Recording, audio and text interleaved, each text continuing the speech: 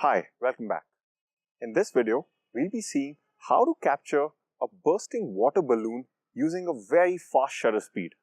So first of all, to start things, let's have a look at the setup required to take this shot. If you're doing this exercise all by yourself, then the first thing you need to figure out is a way to hang the balloon. Here I'm just using the backdrop stands for my studio, but you can find any piece of equipment or let's say a branch of a tree, or if you have a friend, then you can ask your friend to hold this balloon. The next important thing that you need to know is that you need to do this exercise outdoors. And the reason for that is because we'll end up losing a lot of light because of the very fast shutter speed that we'll be using to capture the bursting balloon.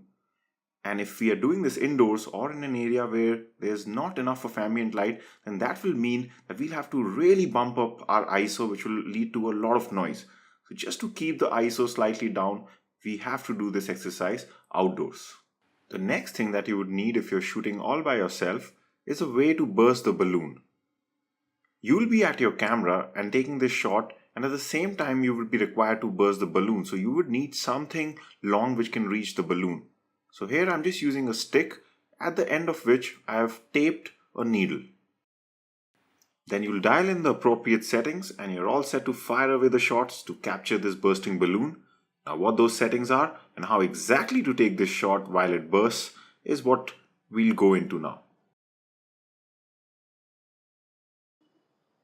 That's great. So now that we know what exactly is the setup to take this shot, let's dive into our camera and see what settings will help us achieve this shot. So now that we have the balloon in front of us, the first setting, of course, we need to change is that of shutter speed. So we'll be selecting a very fast shutter speed of 1/4000 of a second to capture this bursting balloon. The next thing to keep in mind is that you have backed away and that you're zooming in instead of going very close and zooming out. So don't zoom out like this and go close. Instead, go back and zoom into 55 mm on your kit lens so that you're slightly away from this bursting balloon. Otherwise, the water from it can damage your lens. The next thing that I want you to do is to change your f-stop number to 5.6. You don't have to understand why we're doing this right now. You'll understand this when we go through the section on aperture, which is coming up next in this course. Now the next thing that we need to do is to select the correct ISO for this shot. For that, we'll have to see where the light meter is pointing at. Right now, you can see that the light meter is towards the positive side. This means we will have to turn down the ISO. Right now, the ISO value is set to 2500. Let's try this, maybe let's say at 1600 and see where the light meter is pointing at. And now you can see that the light meter is pointing in the center. So this is the correct ISO value to use for this shot. And this is exactly the reason why doing this exercise outdoors is of great benefit to us. Because if we were doing this exercise indoors, what you would have seen is that the light meter would have been pointing way towards the negative side. Why? Because first of all, we're using a very fast shutter speed of 1/4000 of a second, which makes us lose a lot of light. And secondly, the ambient light indoors would have been already very less.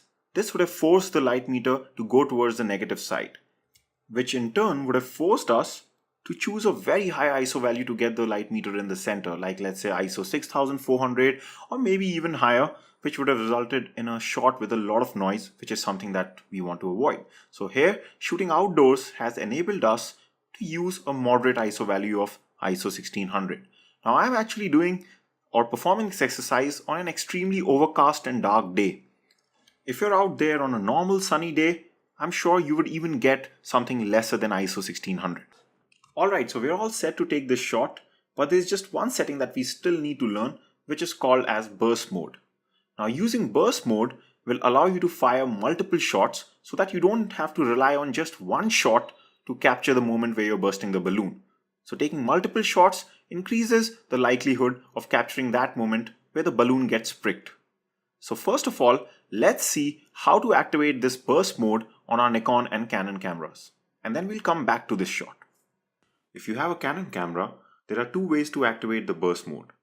The first is to press the Q button to access the in-screen controls and then locate and reach the drive mode.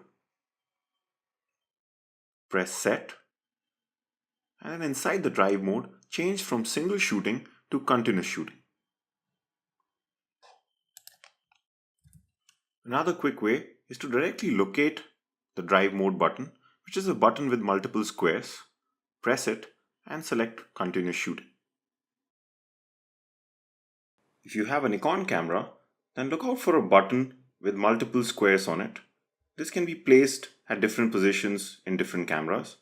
But once you locate it, press it, and you'll be able to access the release mode.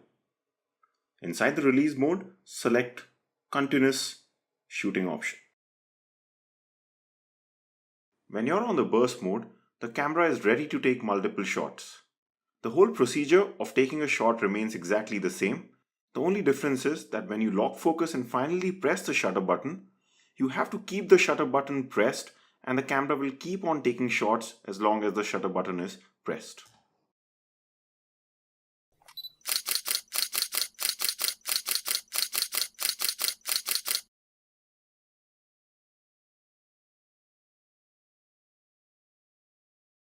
So let's come back to our shot.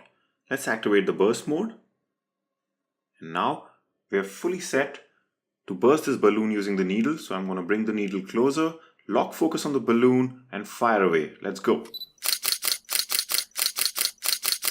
That's great. Let's see what we've got here. And let's see if we are lucky enough to get one of those moments where we retain the shape of the balloon while it was bursting. So let's see what the camera shows us. It's going to show all the shots in a series. Here we go, here we go. And there, we've got a shot if you just saw. Let's see how this shot looks. So you can see here that we've been able to capture the moment of time when this balloon was pricked. And if we just zoom into this shot, you'll be able to see that the water and the droplets are really sharp because of the fast shutter speed that we were using. So that's how you use the combination of burst mode and shutter speed to capture fast moving things. So of course here my only idea was to show you how to do this. If I was actually doing this, I would have probably spent a little more time bursting probably a lot of more balloons to get that perfect shape of water, and that is easily doable, but just might take a number of attempts.